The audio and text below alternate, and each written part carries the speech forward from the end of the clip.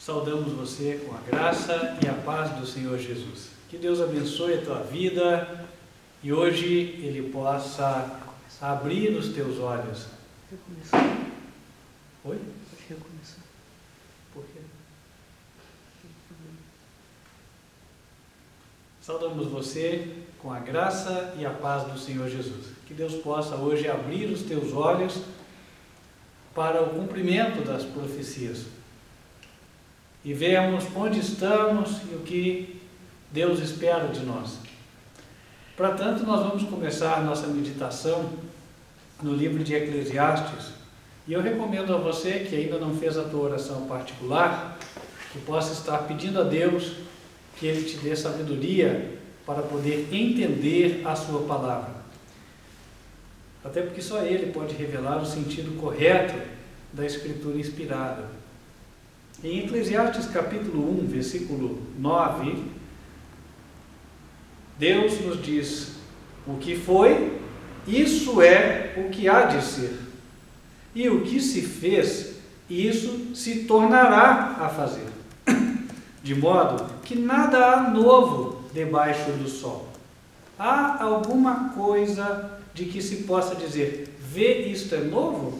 Já foi nos séculos passados que foram antes de nós. Então nós estamos vivendo uma repetição da história sagrada antiga.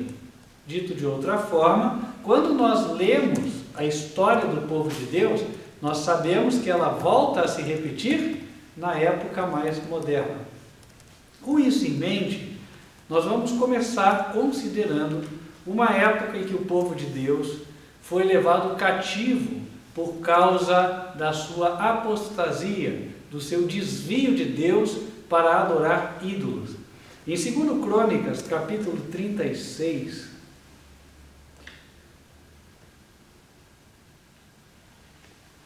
no versículo 14, a Bíblia diz o seguinte com respeito ao povo de Israel: também todos os chefes dos sacerdotes e o povo aumentavam de mais em mais as transgressões, segundo todas as abominações dos gentios, e contaminaram a casa do Senhor, que ele tinha santificado em Jerusalém. E o Senhor, Deus de seus pais, lhes enviou a sua palavra pelos seus mensageiros, madrugando e enviando-lhes, porque se compadeceu do seu povo e da sua habitação. Porém, zombaram dos mensageiros de Deus e desprezaram as suas palavras e escarneceram dos seus profetas, até que o furor do Senhor subiu tanto contra o seu povo que mais nenhum remédio houve, porque fez subir contra eles o rei dos caldeus, o qual matou os seus jovens à espada na casa do seu santuário, e não teve piedade nem dos jovens, nem das moças, nem dos velhos, nem dos decrépitos. A todos os deu nas suas mãos. E todos os utensílios da casa de Deus, grandes e pequenos, e os tesouros da casa do Senhor, e os tesouros do rei e dos seus príncipes, tudo levou para a Babilônia. E queimaram a casa de Deus, e derribaram os muros de Jerusalém, e todos os seus palácios queimaram, destruindo também todos os seus preciosos objetos. E os que escaparam da espada levou para a Babilônia, e fizeram-se servos dele e de seus filhos, até o tempo do rei da Pérsia, para que se cumprisse a palavra do Senhor, pela boca de Jeremias, até que a terra se agradasse dos seus sábados. Todos os dias da desolação repousou, até que os 70 anos se cumpriram. Porém, no primeiro ano de Ciro, rei da Pérsia, para que se cumprisse a palavra do Senhor pela boca de Jeremias, despertou o Senhor o espírito de Ciro, rei da Pérsia, o qual fez passar pregão por todo o seu reino, como também por escrito, dizendo: assim diz Ciro, rei da Pérsia: o Senhor, Deus dos céus, me deu todos os reinos da terra e me encarregou de lhe edificar uma casa em Jerusalém, que está em Judá. Quem dentre vós é de todo o seu povo, que suba, e o Senhor, seu Deus, seja com ele. Então, o que nós vemos foi, o povo de Israel desviou-se de Deus para adorar os ídolos das outras nações. Como resultado, perdeu a proteção, foi dominado por Babilônia e para lá foi levado cativo, sendo que lá permaneceu por 70 anos. Durante estes 70 anos, o povo se viu forçado a adorar os deuses falsos. Na Babilônia, adorava-se a trindade babilônica. 3 deuses, Bel, Marduk e Ishtar. E após os 70 anos foi quando, por decreto de Ciro, inspirado por Deus, os judeus puderam retornar e reconstruir o templo para voltar à adoração ao único Deus. Portanto, na história, nós temos o seguinte: um povo guardador da lei de Deus, que eram os judeus, que ficou 70 anos em cativeiro. Nesse período, adoravam, por obrigação, a Trindade.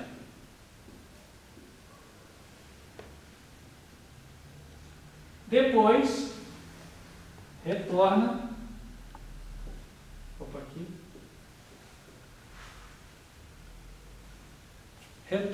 a adorar o único Deus. Então aqui, reconstrução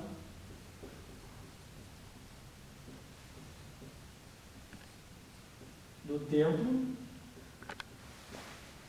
onde eles voltam, ou seja, há uma volta para a adoração do Pai, ou do único Deus.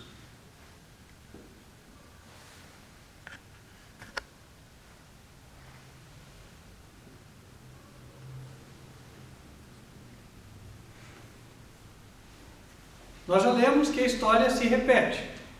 Então, se buscarmos mais para próximo dos nossos dias, nós devemos encontrar uma história igual.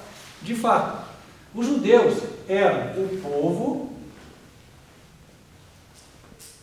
que guardava o sábado.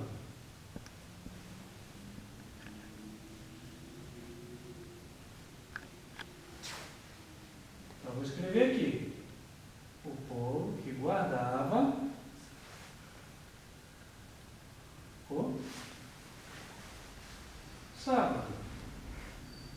Nos tempos modernos, qual é o povo que se diz guardador do sábado? Qual é a igreja?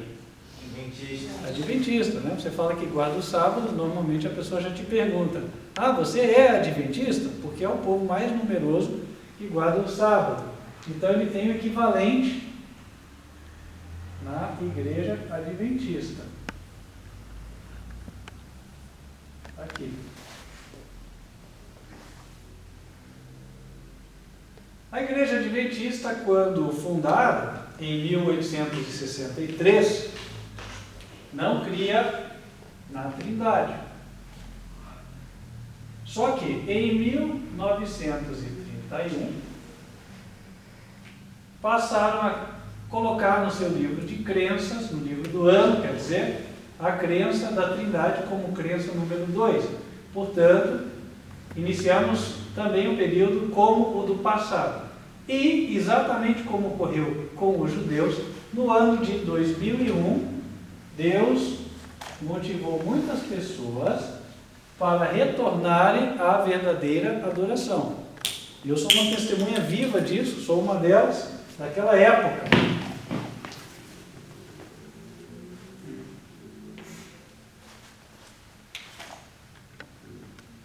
Então aqui nós tivemos a reconstrução do templo.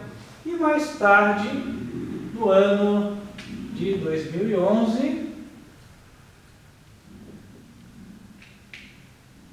finalmente chegamos aqui. o ministério. Quarto anjo, advertência final. Vou abreviar aqui. Então a história se repetiu. Assim como retornaram os judeus para reconstruir o templo, também pessoas se despertaram para o fato de que devem adorar o único Deus. E aí deixaram de adorar a Trindade, que nada mais é que o ídolo filosófico, não existe na Bíblia, esse nome nem aparece lá, e reconheceram que é bíblico, conforme está em 1 Coríntios 8, verso 6, que há um só Deus, o Pai. Existem outros versos que também confirmam isso, posso citar muitos, né? Cito aqui mais um apenas, João 17, verso 13, onde o próprio Jesus diz que o único Deus é o seu Pai. Posto isso, nós temos um cenário construído onde nós podemos comparar os eventos narrados no Antigo Testamento, os povos envolvidos, com os povos modernos. E aqui nós temos vários encaixes. Por exemplo, aqui, quando terminaram os 70 anos, nós vimos também uma alternância de poder.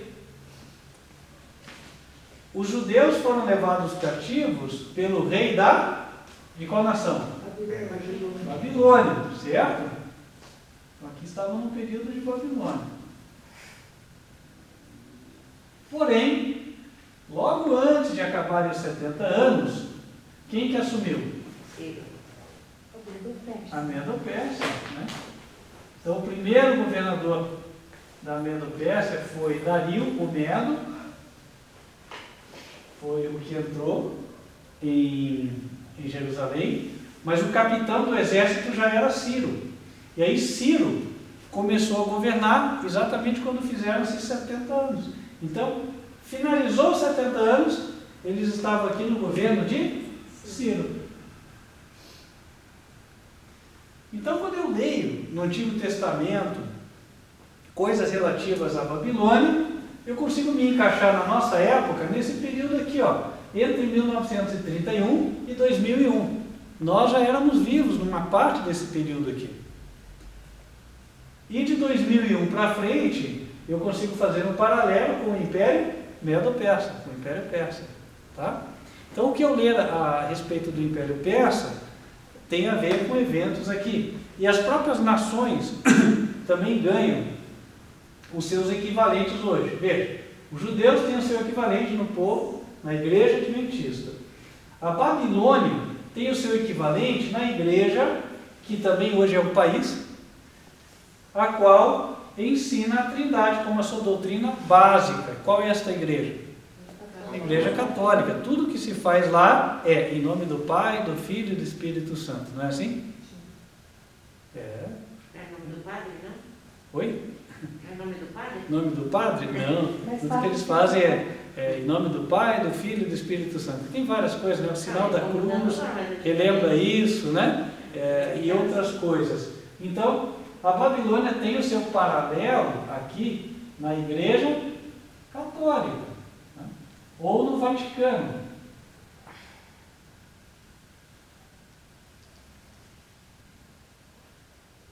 Vaticano. Vou colocar aqui.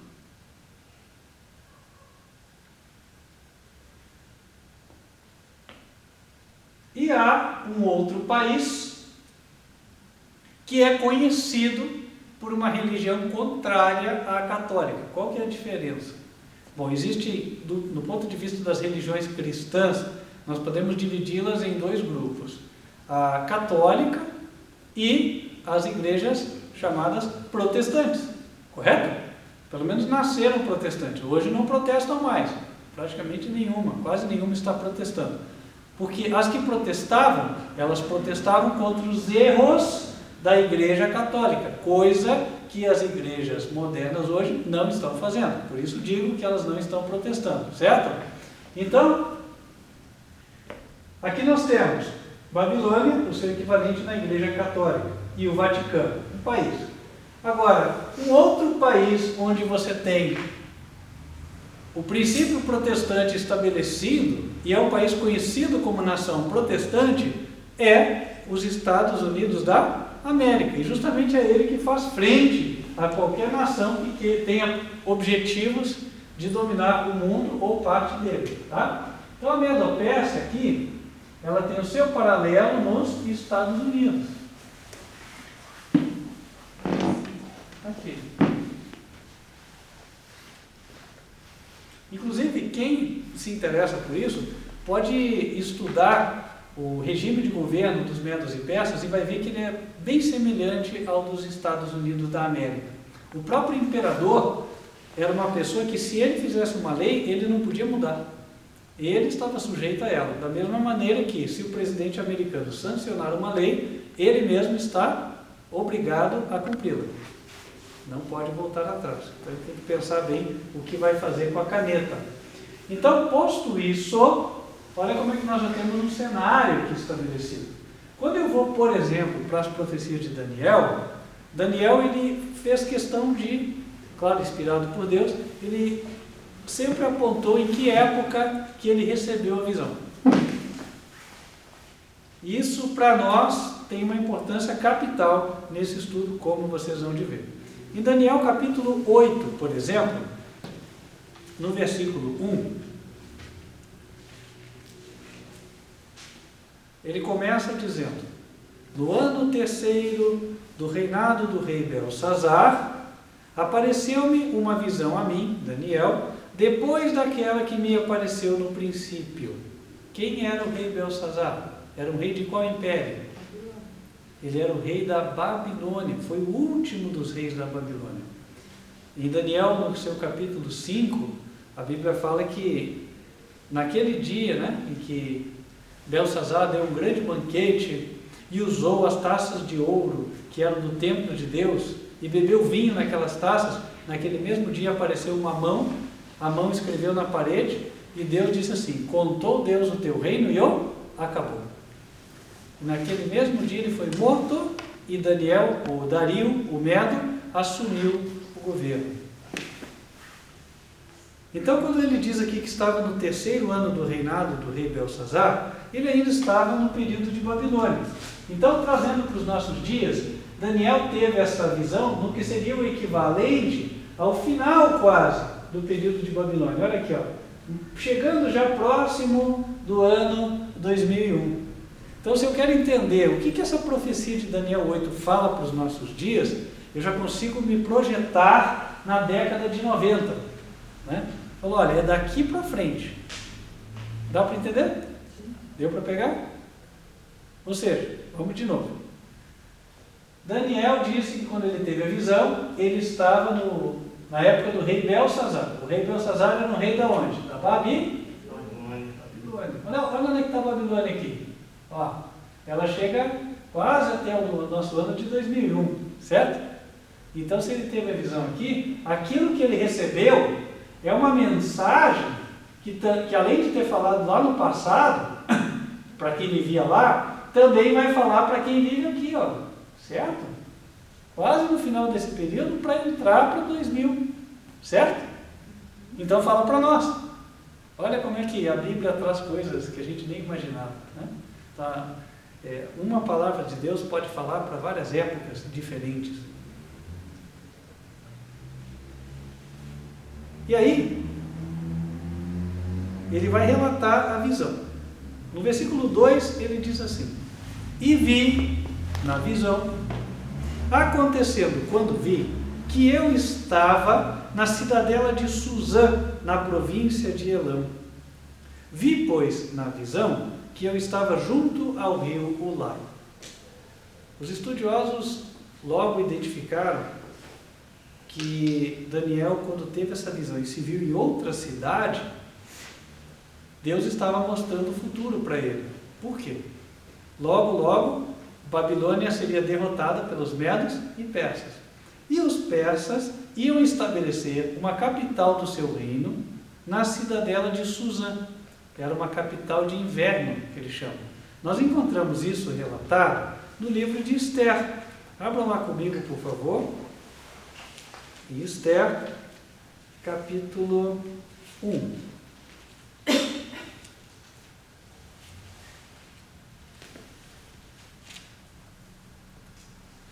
Diz assim,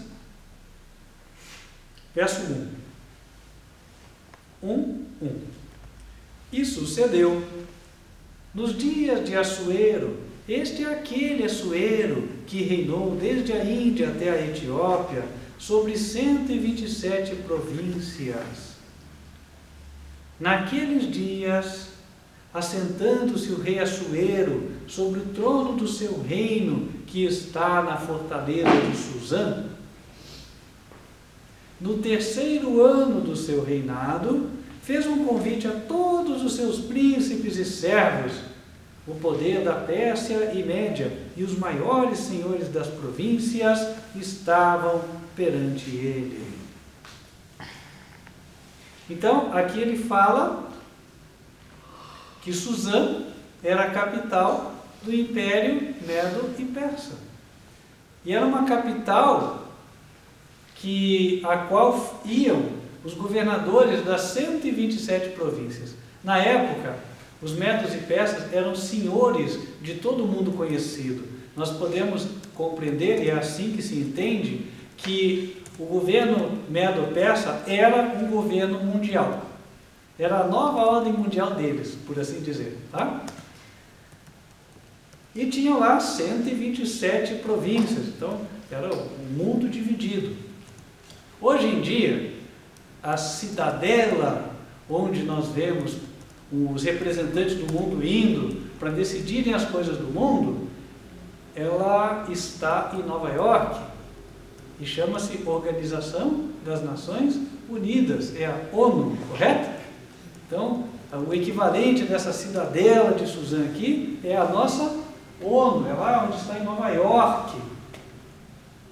Então, se nós queremos entender qual mensagem Daniel 8 nos traz, quando nós lemos que ele em visão se viu na cidadela de Suzã, nós podemos ver, puxa, ele vai falar algo que diz respeito ao que está lá nos Estados Unidos, que está acontecendo lá com os países que conferenciam na ONU, certo? Então, é uma mensagem de importância. E aí vamos abrir de novo em Daniel capítulo 8, para que nós possamos compreender o que foi revelado. 8, verso 3. E levantei os meus olhos e vi. E eis que um carneiro estava diante do rio, o qual tinha 2 pontas, 2 chifres. E as 2 pontas eram altas, mas uma era mais alta do que a outra, e a mais alta subiu por último. Vi que o carneiro dava amarradas ou coices. Um carneiro dava coices para o ocidente e para o norte e para o meio-dia, ou para o sul. E nenhum dos animais podiam estar diante dele, nem havia quem pudesse livrar-se da sua mão. E ele fazia conforme a sua vontade e se engrandecia. E estando eu considerando, eis que um bode vinha do ocidente sobre toda a terra, mas sem tocar no chão. E aquele bode tinha uma ponta notável entre os olhos.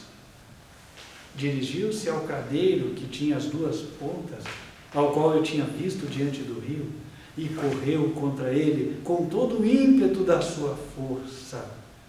E o vi chegar perto do carneiro e irritar-se contra ele. E feriu o carneiro e lhe quebrou as 2 pontas, pois não havia força no carneiro para parar diante dele. E o carneiro lançou por terra e o pisou aos pés. Não houve quem pudesse livrar o carneiro da sua mão.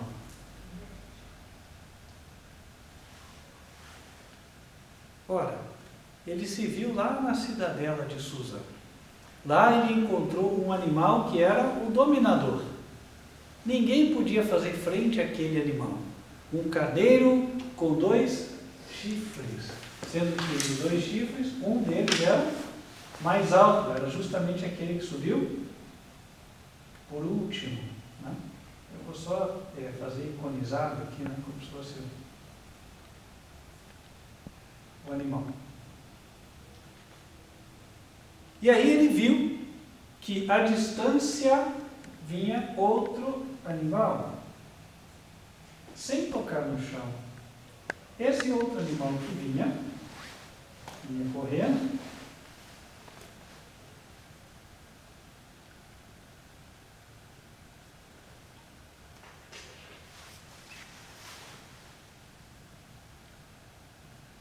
Ele tinha um chifre entre os olhos. Ele vinha com muita velocidade, né? Com muita fúria. E diz que esse outro animal que veio, derrubou e acabou com a dominação desse aqui. Ora, a partir disso não fica muito difícil de nós conseguirmos entender as coisas. Hoje, quando a gente fala da ONU, a Organização das Nações Unidas, qual é o país líder, o país dominante? Os Estados Unidos, certo? Qual é a principal potência mundial, o país que tem mais importância, o país que tem mais peso nas decisões, que é líder da maior aliança militar mundial, a OTAN, a Organização do Tratado Atlântico Norte, também tem os seus representantes e sempre vence, né, as Olimpíadas, sempre é o campeão no quadro de medalhas. Né? Parece que em tudo eles estão na frente, certo? Então, tem uma nação dominante? Tem. Inclusive a sede da ONU está no território deles, está em Nova York. Se alguém quiser comparecer à Organização das Nações Unidas, tem que ir para solo americano.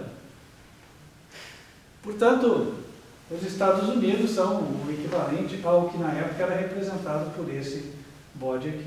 Mas veio um outro poder. O outro poder, ele veio correndo sem tocar no chão. Se alguém vem sem encostar no chão, será que você consegue perceber a sua aproximação? Não faz barulho, certo? Então, o que isso significa? Significa que viria um poder por trás das cortinas, sem que o mundo percebesse, sem que as pessoas se dessem conta. Quando elas fossem se dar conta, ele já tinha vindo aqui e tinha derrotado este primeiro. É algum poder, uma nação que está vindo. Esta nação está vindo sem despertar suspeitas. Quando você olha nos jornais, você não vê ninguém falando, olha, estão vindo para quebrar a hegemonia americana, é este o país. Aí você vai falar, falam sim, falam da Rússia, falam da China, mas a Bíblia diz que esse aqui, ninguém fala dele. Então, por óbvio, esse aqui não pode ser a Rússia, nem a China, nem o Irã, nem a Venezuela, nem a França, nem a Alemanha, que são países os quais aparece lá no jornal que às vezes não concordam com os Estados Unidos, que eventualmente se unem contra ele por uma ou outra razão, certo? Então, estes países estão descartados no contexto da interpretação da profecia. No passado, quem foram esses dois animais? Vamos ainda no capítulo 8, versículo 20. Aquele camelo que viste com duas pontas são os reis da Média e da Pérsia. Mas o bode peludo é o rei da Grécia. E a ponta grande que tinha entre os olhos é o rei primeiro. Olha só como é que as coisas vão encaixando, né? A gente viu aqui, o rei da Medo-Pérsia está aqui, então Daniel se viu já nessa época. Só que ele viu um outro poder que veio mais tarde e derrotou a Medo-Pérsia. Quem foi? A Grécia. Da mesma maneira, hoje, essa profecia nos mostra que os Estados Unidos são uma nação dominante, porém, serão derrotados. Alguém, um país, uma nação, está vindo sem despertar suspeitas e finalmente vai derrubar os Estados Unidos da América. Quem será esta nação?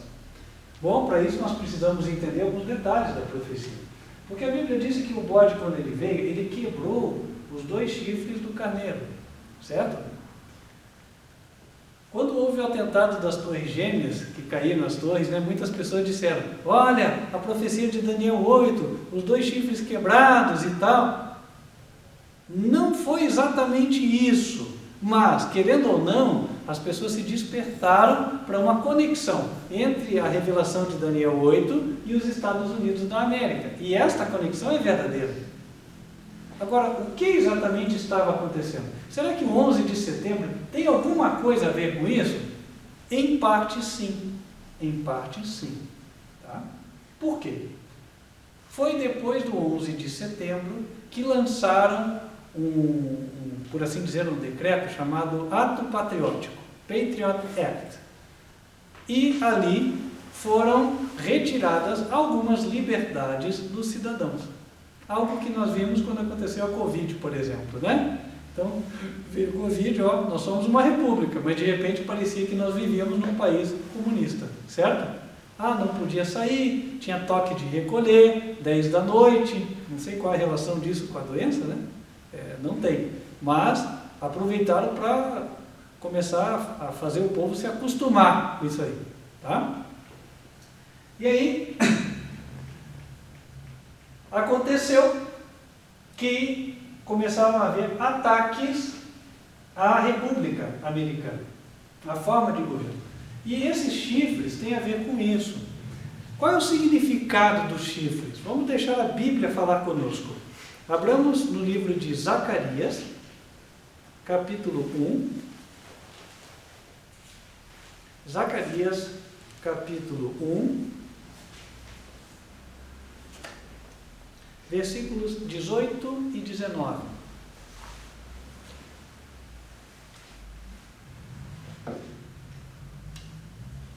Diz ele: E levantei os meus olhos e olhei, e vi 4 chifres.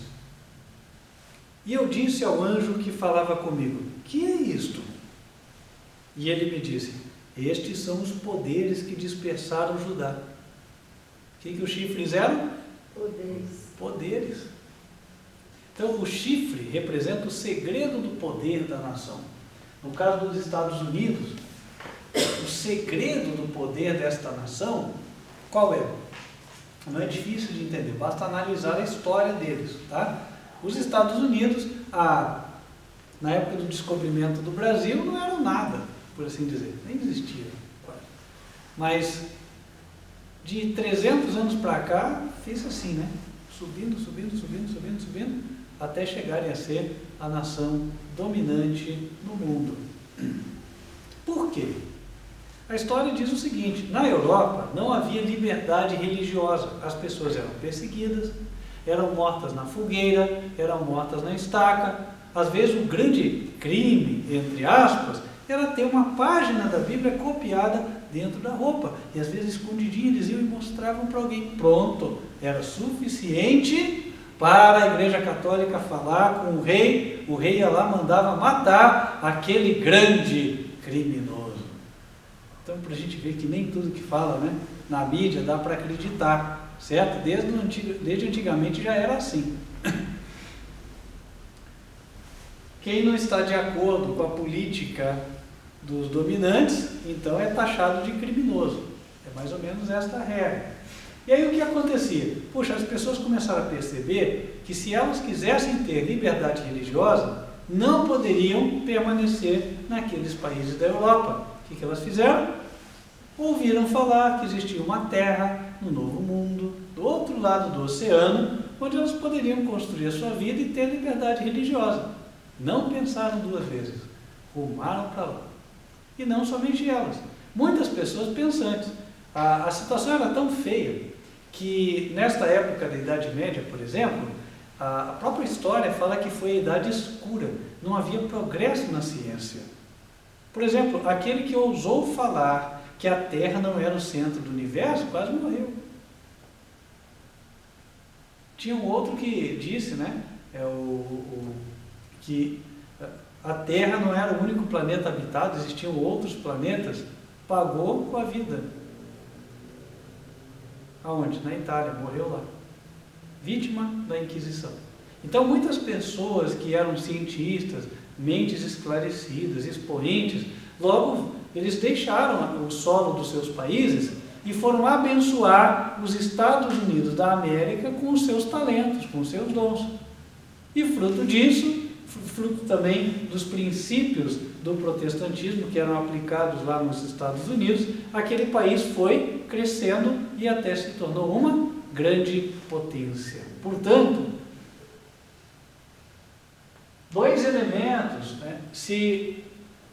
foram marcados como o segredo da prosperidade dos Estados Unidos. São as suas formas de governo. Uma delas é o republicanismo. Por quê? Os Estados Unidos se tornaram a terra da liberdade. É o povo quem escolhe o seu rei, o seu presidente, através do voto. E lá na Europa não era assim. Na Europa e em outros lugares do mundo existia a família real. E aí quem mandava eram eles. Quem obedecia, o resto. O rei e os amigos do rei viviam de uma forma esplêndida. E os demais viviam como desce. Agora, nos Estados Unidos era diferente. De repente alguém ouvia e falava, não, lá, se você trabalhar, você pode ficar rico. Aqui você nunca vai conseguir, porque o rei, quando vê que você está crescendo, vai ou tomar suas terras, vai aumentar os impostos, etc. Se você não for amigo do rei, esqueça. Então o que eles pensavam? Vamos para lá. Então, o republicanismo começou a atrair muitos interessados. E também o protestantismo. Por quê? O protestantismo, ao contrário do que alguns pensam, o protestantismo é a forma de religião que garante liberdade para todas as pessoas. Por quê? Deus dá liberdade. Hoje a Terra está cheia de pessoas, inclusive, que são ateias, né? Existem ateus e ateias. Estão vivendo. Deus continua dando fôlego de vida para eles, eles trabalham, conseguem alguma coisa, certo? Porque Deus deu liberdade. Não estou entrando aqui na questão de se eles vão herdar a vida eterna ou não vão. Não vão, nós sabemos, se continuarem assim, certo? Mas a pessoa que não tiver o temor de Deus, ela não vai entrar no céu. Agora, fato é que Deus deu liberdade. Eles podem viver, podem construir suas coisas. E da mesma maneira, o protestantismo, ele prega que devemos viver pelo que a palavra de Deus diz. Então, onde há protestantes, há liberdade. Tem ali um país protestante, mas eu vou lá e quero ser ateu. Posso? Posso. Tem ateus nos Estados Unidos? Seguramente. E pessoas de todas as religiões. Cada um professa o que quiser. Então, essa liberdade é obtida através do protestantismo. E outra questão importante que é trazida também em destaque quando um país é protestante é o fato de que nenhuma profissão de religião é exigida para a pessoa ocupar um cargo público. Então não importa a tua religião, se você tem competência, pode participar do cargo público. Né? Isso é liberdade, compreende? Então, esses foram os segredos da grande pujança econômica, do sucesso dos Estados Unidos da América, do seu crescimento e de ele ser o que é hoje. Agora, se os Estados Unidos deixarem de ser a terra da liberdade, então esses chifres vão ser o quê? Quebrados. E se eles forem quebrados, acabou o segredo do poder americano. E se acabou o segredo do poder, a nação fica fraca e cai. A ruína nacional será rápida. Entendem? E nós estamos nos aproximando destes tempos. Já na época da Covid, embora lá nos Estados Unidos não tivessem sido feitos lockdowns como aqui, mas já começaram a se levantar enquetes sobre o que o povo achava de parar num dia, por exemplo, parar no domingo. E além disso, o presidente atual já propôs várias medidas que são restritivas. Está havendo hoje uma queda de braço entre o Executivo e a Suprema Corte, o Judiciário. Lá ocorre o inverso do que ocorre no nosso país. No nosso país temos um Executivo realmente progressista, não digo progressista da esquerda não, que eles usam esse termo de forma errada, né? Fala que a esquerda é progressista. Não, a esquerda, o correto é dizer que ele é antiprogressista, né? Não estou falando mal, estou falando a verdade, né? Por quê? Porque ele não é a favor da pessoa que tem a livre iniciativa, constrói uma empresa, tem 1000 funcionários. Para ele isso aí não é o certo. O certo é que essa pessoa daí que trabalhou tal, ele pega e divide com quem não trabalhou, né? Aí quem não trabalhou fica na rede, mas no fim do mês vai no caixa eletrônico e saca o seu dinheirinho lá. Se estiver disposto a viver com uma ninhaninha, vai viver sem trabalhar, né? Já no regime da livre iniciativa não é assim. Não quer trabalhar, não come. É assim, tá? Então, então quem é progressista, né, é o executivo aqui no país. Quem está a favor do trabalho, está incentivando, né, para que as pessoas não fiquem só dependentes, é o executivo. E o judiciário está na linha contrária. Lá nos Estados Unidos é outra coisa. Aqui na época da Covid, quem quis prender a população? O judiciário, né? Quem quis manter todo mundo trabalhando? O executivo. Lá nos Estados Unidos era o inverso. O executivo queria prender a população, o judiciário falou, não vai. Certo? Porque lá esses princípios ainda valem. Mas a profecia disse que em breve isso aqui vai mudar. E note que a profecia está nos levando para essa época aqui, depois de 2001. Nós já estamos em que ano? 2022. Nós já avançamos bastante.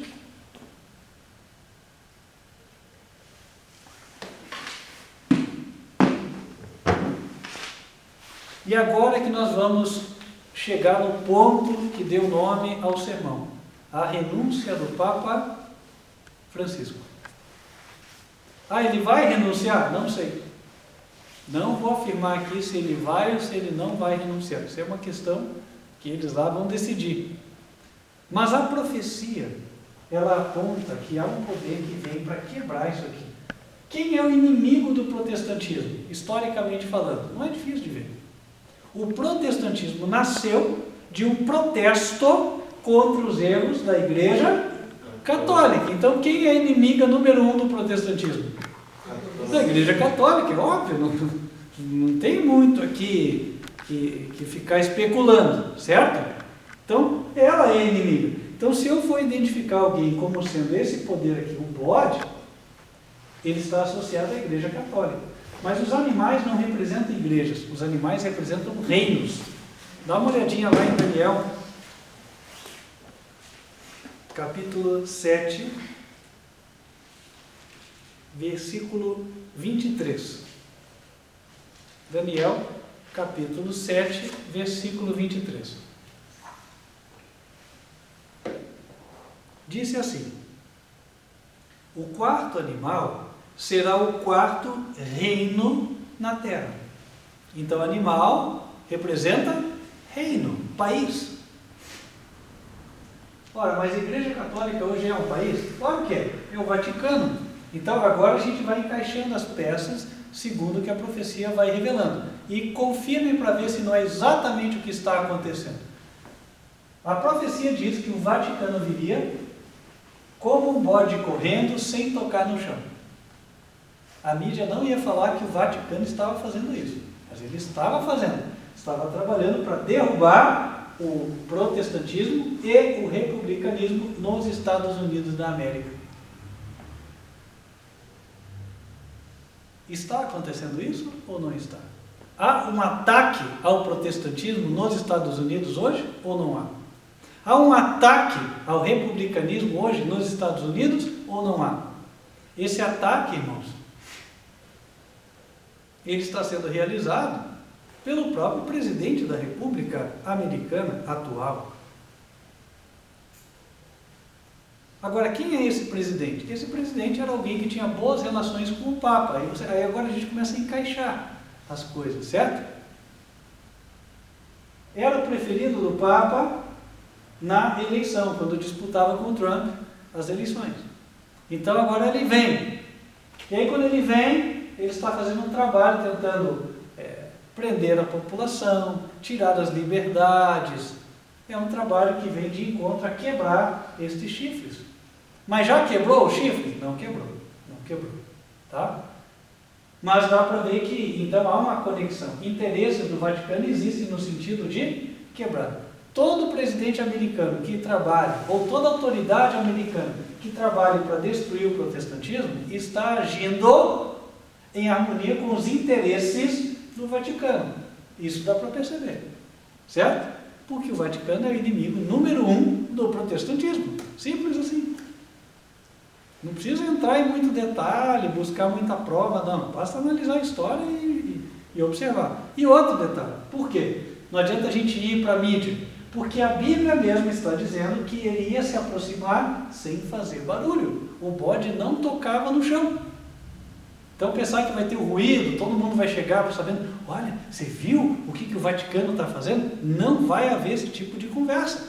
Quem souber a verdade é só porque estudou a Bíblia, estudou a profecia. E poucos outros que eventualmente estão vendo o que acontece nos bastidores da política mundial. Uma coisa que posso afirmar aqui, né? Qual é o candidato à presidência da República aqui, nesse ano, do Brasil? Qual é o candidato que atende os interesses do Vaticano? Não é necessário ser muito inteligente para encontrar a resposta. Por que eu digo isso? Ora, um dos candidatos, o que dizem estar na frente das pesquisas, né? Pesquisas essas que contam eleitores virtuais, fantasmas, né? Porque só pode, né? Porque não é o que a gente vê. Esse candidato, ele estava preso um tempo atrás, certo? E quando ele estava preso, ele escreveu uma carta para alguém. Para quem que ele escreveu mesmo? Para o Papa Francisco, falando, eu li o texto da carta dele, eu estou aqui tentando provar a minha inocência e tal, né? E aí o Papa Francisco escreveu de volta, falando, entre outras coisas, que a justiça seria feita e tal, né? E o que aconteceu depois da cartinha do Papa para este cidadão que estava preso? Soltaram ele e está aí candidato, né? E estão querendo fazer o povo acreditar que ele é o preferido do eleitorado, né? Então eu acho que só quem não olha as ruas vai acreditar naquilo que a telinha está dizendo. Mas é o que está acontecendo, certo? Então ele é o que cumpre os interesses. Então, note que o Vaticano, ele tem os seus interesses sendo alcançados em várias localidades, não é numa só. Aqui eu só mencionei 2 casos, tá? Como esses interesses estão sendo alcançados, poderíamos entrar nesse detalhe? Talvez sim, mas não é o foco aqui, porque a gente vai gastar muito tempo e talvez vai ficar difícil de assimilar muita informação. Mas a partir daqui, pela mera análise da profecia bíblica, nós conseguimos entender e encaixar as coisas, certo? Tá, mas aqui a profecia diz que esse bode tinha uma ponta notável entre os olhos. E essa ponta, quem que é? Em Daniel capítulo 8, versículo 21, nós temos uma dica. Diz assim: mas o bode peludo é o rei da Grécia, e a ponta grande que tinha entre os olhos é o rei primeiro. Então a ponta representa um rei. O Vaticano é um país. A forma de governo do Vaticano é uma monarquia, e o Papa tem o título de rei. Desde que o Vaticano foi estabelecido, em 1929, através do Tratado de Latrão, o Papa passou a ter o título de soberano do Estado do Vaticano. Então, cada Papa que assume o trono é rei. Será que Francisco será o rei responsável pela quebra do republicanismo e do protestantismo nos Estados Unidos? Olha, se ele renunciar mesmo, não será, porque daí a gente viu que não caiu ainda, não caiu o chifre, certo? E ele já se foi. Mas fato é que a Bíblia diz que vai ter um Papa e que vai ser o protagonista nisso aí. Não porque a televisão vai mostrar que ele foi o que fez e tal, mas nós que conhecemos a profecia sabemos que por influência dele, então haverá esta queda. E aí nesse contexto, irmãos, uma troca de Papa, por assim dizer, é algo que deve colocar os cristãos de olhos abertos, em alerta. Olha, Estamos nos aproximando da época em que isso aqui vai acontecer. Lá no passado, quando foi que aconteceu? Em Daniel 11, o anjo falou para o profeta quando é que ia haver a guerra do carneiro e do bode, da Medo-Pérsia e da Grécia. Ele disse assim, capítulo 11, versículo 2. Aliás, antes dali eu tenho que citar o capítulo 10, verso 1, senão não vai ficar claro, tá? Isso que nós vamos ler aconteceu quando? Vamos ler. Verso 1. No ano terceiro de Ciro, rei da Pérsia, foi revelada uma palavra a Daniel.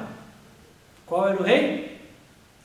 Ciro. Dá uma olhadinha aqui no quadro. Olha onde está Ciro aqui, ó. O nosso equivalente dessa época. 2001. Certo? Aí no ano terceiro dele, então já vai para 2 anos para frente, 2003. Capítulo 11, verso 2.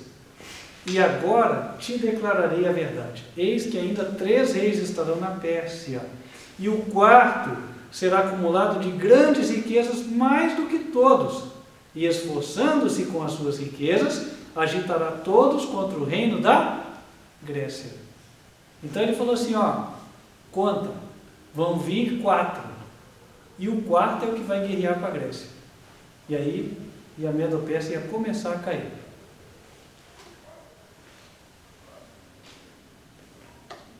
Em 2001, nós tínhamos um presidente americano, que era George W. Bush. Vou ter que apagar alguma coisa aqui para não ficar muito denso.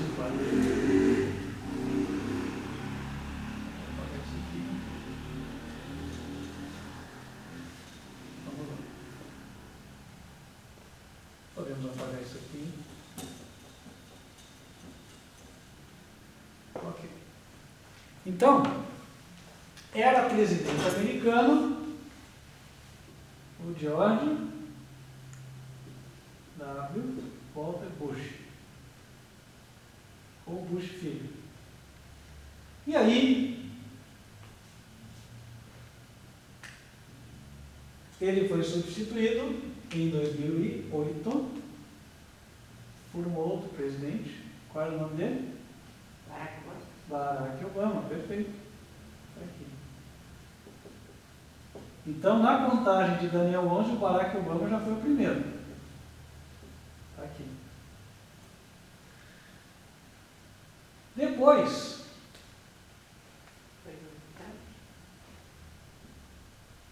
já em 2016, entrou Donald Trump.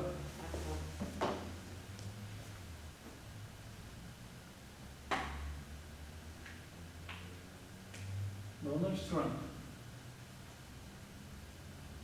foi o segundo. E depois, no ano de 2021, Joe Biden, o atual.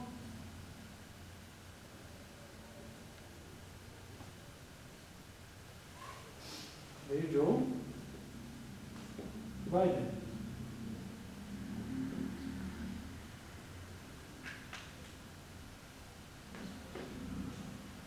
A profecia diz que o quarto vai lutar com a Grécia. O quarto, portanto, é o presidente no qual nós vamos ver o abalo desses chifres aqui: republicanismo e protestantismo. E um papa é aquele que atuará nos bastidores para que isso aconteça.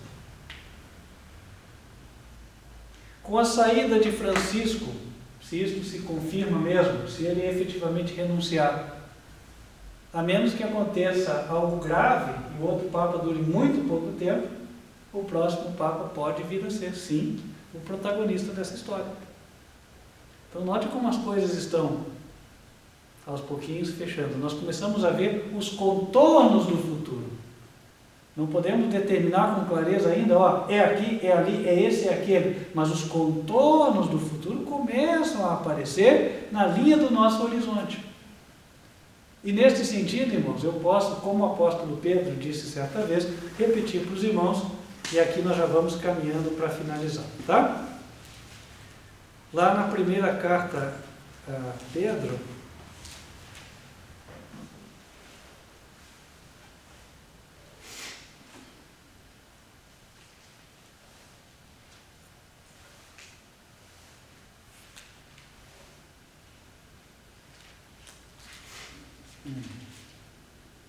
segunda carta a Pedro, capítulo 1, versículo 19.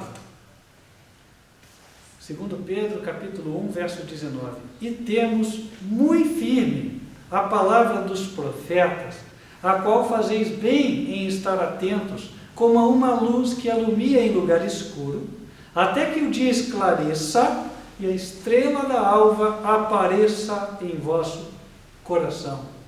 Sabendo primeiramente isto, que nenhuma profecia da Escritura é de particular interpretação, porque a profecia nunca foi produzida por vontade de homem algum, mas os homens santos de Deus falaram inspirados pelo Espírito Santo. Então, irmãos, aqui nós estamos vendo a aproximação de um tempo onde estes pilares da nação americana vão ser atacados. E quando eles forem atacados, esta liberdade religiosa que lá existe vai desaparecer. Voltaremos aos tempos da Idade Escura, da Idade Média. Os verdadeiros cristãos serão perseguidos. A nossa fé será severamente provada. Porém, o Senhor Jesus disse: aquele que perseverar até o fim será salvo. E no que temos de perseverar? Ora, a Bíblia, para arrematar, ela nos diz em Apocalipse 14, versículo 12: aqui está a paciência dos santos. Aqui estão os que guardam os mandamentos de Deus e a fé de Jesus. É possível obedecer a Deus mediante a fé no nosso Senhor e Salvador Jesus Cristo. O mesmo Senhor Jesus que, pelo Espírito da profecia, nos revela a aproximação deste tempo, é aquele que também transmite-nos a seguinte mensagem: não temas, eu sou contigo. Aquele que se apegar a Ele não tem por que temer, porque a vitória será certa. Permaneçamos em obediência e confiando nele, e tudo correrá bem. Fica o apelo do Senhor. Quem quer ser fiel, permanecer junto com Cristo, atravessando o que for necessário. Que assim seja, em nome de Jesus. Amém. Vamos então nos ajoelhar. Senhor nosso Pai, muito obrigado pela revelação da palavra profética, a qual abre os nossos olhos e nos dá condições de preparar enquanto há tempo. Nosso preparo deve ser essencialmente, Senhor, nos aproximarmos de Ti, para que o Senhor purifique de nós toda a contaminação moral e nos faça perfeitamente semelhantes ao Teu Filho amado no caráter. Pedimos que isto venha acontecer, que o Senhor consagre, purifique as nossas vidas, faça-nos obedientes aos Teus 10 mandamentos, que a nossa fé em Cristo seja reavivada, fortalecida e preparada para enfrentar estes tempos que hão de vir. Abençoe o Teu povo aqui e todos os que assistem a esta mensagem em qualquer lugar da terra. Continue conosco, guia-nos a fazer a Tua vontade, é o que pedimos, em nome de Cristo Jesus. Amém.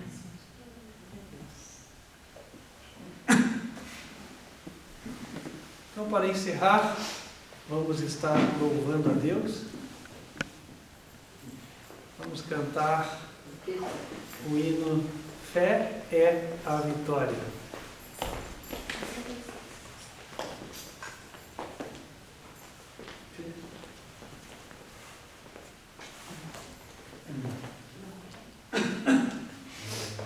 Hino número 66.